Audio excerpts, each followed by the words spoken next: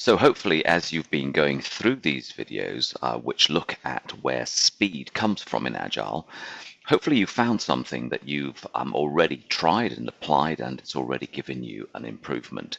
And that's exactly what we're looking for. Is we're trying to find something that helps you to get something more out of Agile, but understand that this comes from how we think about Agile and how we think about the work that we do, rather than applying a specific methodology or a specific framework.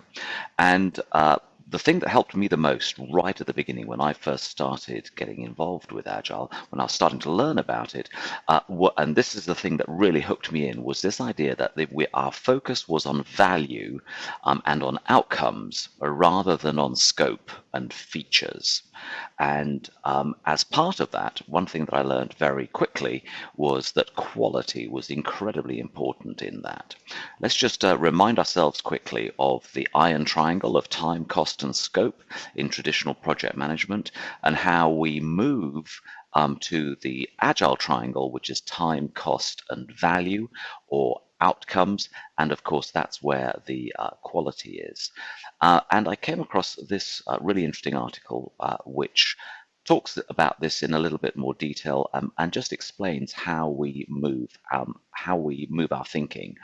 In the fixed, the traditional project management approach, then we tend to try and fix the features. It's the easy thing to do. The outputs is an easy thing to get focused on and get lost in. But we all know, we've all been there, where projects where the time has slipped, the cost has slipped, and of course the quality has never quite been where we want it to be, which is shown here on the left under the traditional approach in that triangle. And what is explained in this article, and there'll be a link to it below, what's explained in this article, how with an agile approach, because we are not hell-bent on delivering exactly the features that we started with, but we're focused on delivering an outcome, we're focused on delivering value, then we know that the time at the cost and the quality is normally fixed, is normally, I would say, guaranteed, because that's the approach with which we do things. Now, in order for this to happen, of course, many of the other elements that we've spoken about need to be in place. We need to have transparency. We need to have trust. We need everybody on the team and everybody around the team to be inspecting and adapting, to be attending those end of iteration demos, those end of sprint demos, to make sure that we are keeping on track. We need to not try and shoehorn more things into the sprint, into that iteration.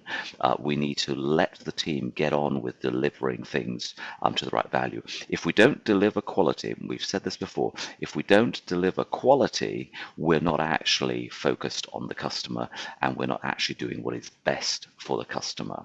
So just another idea to help us as we are approaching things with an agile mindset, something for us to think about and focus on. Maybe this is the one that helps you to, to start playing with this in a little bit more detail. See you in the next one.